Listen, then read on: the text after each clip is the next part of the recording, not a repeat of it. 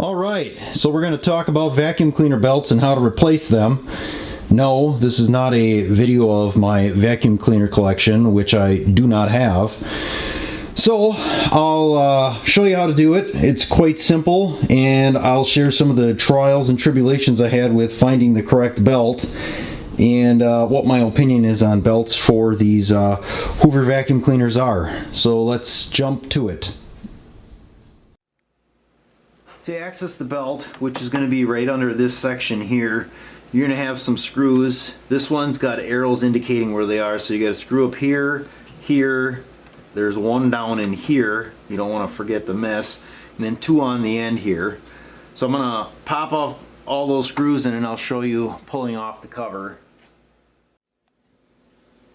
So I got the screws off. One screw I failed to mention is the one down in here, so you got the belt is actually through here. It's going to be down on the drive of the motor, and then it comes around the brush here. So there's a screw that comes right out of here you got to take out. Once you got all the screws out, the cover is just going to basically pop off. You're going to have a lot of dust, and that will get you to your belt here. So, and that for me was the toughest part to find, because the belt that Walmart had in stock that said it was for the specific type of machine was too big. It was just too long, so it wouldn't provide the correct amount of tension, because this is just a friction fit here. So I actually got the, like I said, the Hoover belt here, and this is going to be a 38-528-058, and it says here how to assemble this side out. So to change your belt, if it's broke, the brush assembly will just come out. In this case, we got a belt. All you're going to do is slide it out. So you just pull it out. You can tell there's some tension. You bring the brushes out, and then to get the belt off, you got to. All right. So this is a better view of it. So that's going to be the drive off the belt there. And what you got to do is kind of flatten the belt out. So when you and I have a helper here again that's sniffing everything. So the way you bring it in, you're going to bring the belt like this down, then you got to get it over top of that spline, or that, it's not a spline, this shaft I guess off the motor. And then so from this point, you want to make sure you have your belt on the correct spot of the brushes here. It won't work the other way. Line it up, and then there's a square part on each end of the brushes that line up with a square slot here on the bottom of the vacuum cleaner housing. So on it, got to kind of stretch the belt. It's like a rubber band basically is what it is. Get that in each end and should slide in and should look like that. So if there is no resistance from that belt when you're putting the brush in, you either have a belt that is the wrong one or it is stretched.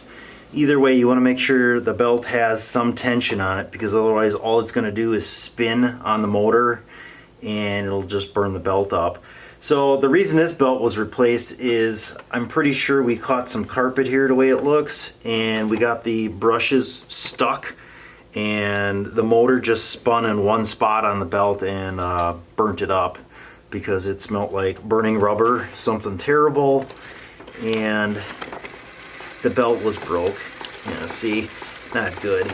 So if you are going to change a belt too, what I would recommend doing is going through and cleaning this all out. If you had another vacuum, go through, vacuum it, or take it and use some compressed air and just completely like blow all of this stuff out of there. Don't just put a new belt on without cleaning this out, because this is, the more stuff around your brushes here, the harder the machine's got to work, and the harder it is on the belt.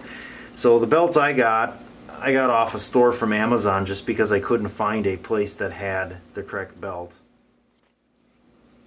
For assembly, same thing. We're going to just put this cover back into place, and it kind of snaps in. You'll know when you have it. And then you're going to put your screws back in. Like I said, I did miss the one on the bottom, so you got two here, there's one on the bottom here, you got the two over here, and then where's the other one that was hiding on me? Right here. So there's one right there as well. So you got two here, one on the bottom, two here. most of these wind tunnels are going to have a similar configuration, especially with the way the belts and the drives are. On the back side of the motor here, we have the model number. It's UH71105 Delta 1. That's where most of the upright wind tunnels are going to have the information. That's good to have if you're looking for parts. I wouldn't use that though to find a belt. If you're going to find the correct belt, take the number off of the belt to search. So the belt in question, you can see this is where it sat on the motor, and you can see it's all warm here where it started to melt, and that's why this belt blew apart. And you can see it is a original belt with the number here, and like I said, this is the number I would use to find. There are a lot of different types of belts. This one's going to be wider. Most of them will say this side out, so you know which way. So if you have it flip-flop like this and this is kind of shiny, make sure you find this side out. Here's another belt. Assemble this side out. It also has a number on it as well. There's also a little tiny small belt like this. This I believe is on a bagged, not a bagless. Some of them use multiple belts as well. Some of them use a wider belt and then I think a smaller one as well. So it all depends on the type of vacuum cleaner you have, but I would stick with original parts. It just works out much better. And like it says here, for wind tunnel T series, that's what we were looking for, and here's the part number here. Even though the Walmart said it was for a wind tunnel T series, that was not the correct belt. And none of these numbers here, the UH numbers, line up with the vacuum cleaner we have. I used the actual part number off the belt to find this part. So that's the easiest way to find parts, is use the number off the belt. Like I said, I wouldn't try to use the model number from the machine. Alright, so this is going to wrap up the video. This yellow lab here is the reason why this vacuum cleaner is so full of dog hair. He is just a shedding machine. So the vacuum cleaner does a pretty good job. It says it's for pets and we haven't had any problems with it. It looks like it's pretty full at this point, but we use it daily, and that's just one of the many vacuum cleaners that we use. So that'll be it for now.